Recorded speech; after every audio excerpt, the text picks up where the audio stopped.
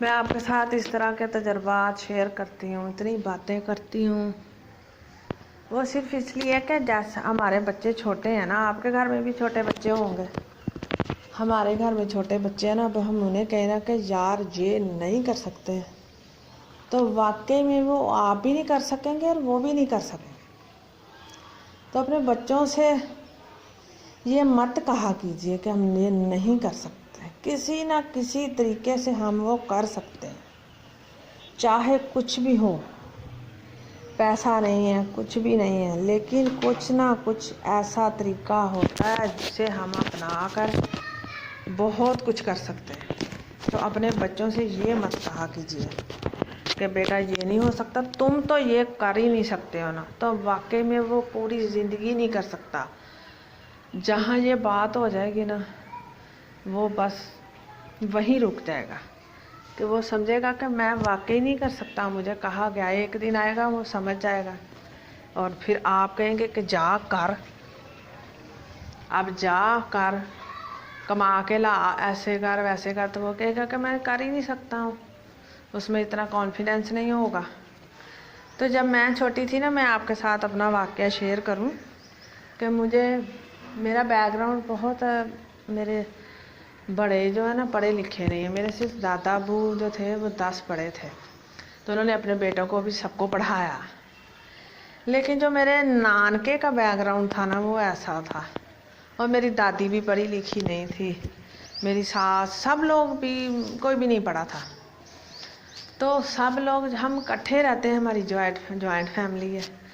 تو میں ہمیشہ یہ سنتی رہی ہوں کہ یار ہم نہیں کر سکتے، ہم نہیں کر سکتے، کچھ بھی ہو ہم نہیں کر سکتے۔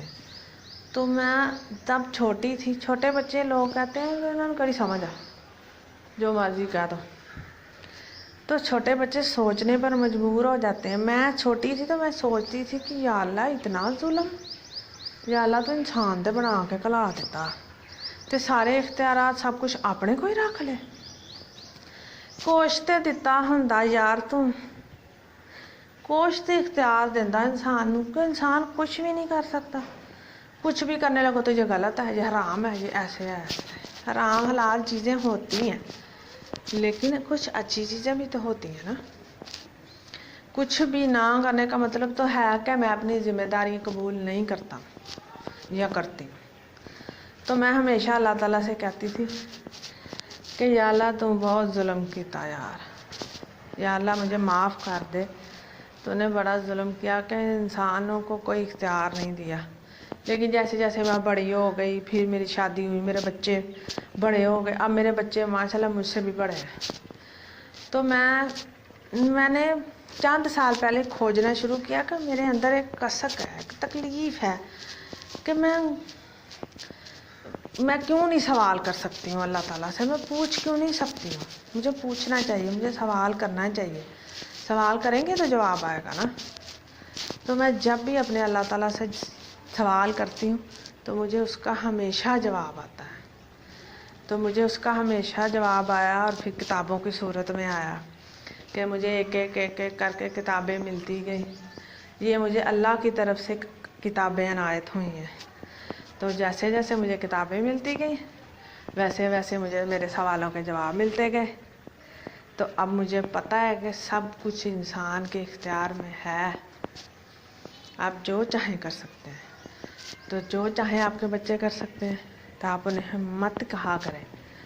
یہ بہت غلط ہے، بہت ہی ظلم ہے۔ ایک کوئی بھی چیز جو اپنی جگہ پر نہیں ہے، جو رویہ ہمارا ٹھیک نہیں ہے، وہ ظلم ہے۔ ظلم یہ نہیں ہے کہ نکالی تلوار اور گردن اڑا دی، نہیں، یہ تو قتل ہے، اس کی تو معافی ہے ہی نہیں۔ تو یہ بھی سب سے بڑا ظلم ہے کہ جب ہم اپنے بچوں کو یا کسی کو بھی بولیں کہ نہیں ہو سکتا، خود سے بھی یہ بولیں نہیں ہو سکتا، تو یہ بھی ظلم ہے، اور خود سے بولے ہوئے جملوں کے بھی ہم جواب دہ ہوں گے۔ اگر ہم نے اپنے خود کو تکلیف پہنچائی تب بھی ہمیں جواب دینا پڑے گا کہ یہ زندگی تو امانت تھی، تو نے کیا کیا اس کے ساتھ، تو یہ بھی سوچ سمجھ لے۔ اللہ آپ کا ہم ناصر ہو. اپنا خیال رکھیے گا. خوش رہیے گا.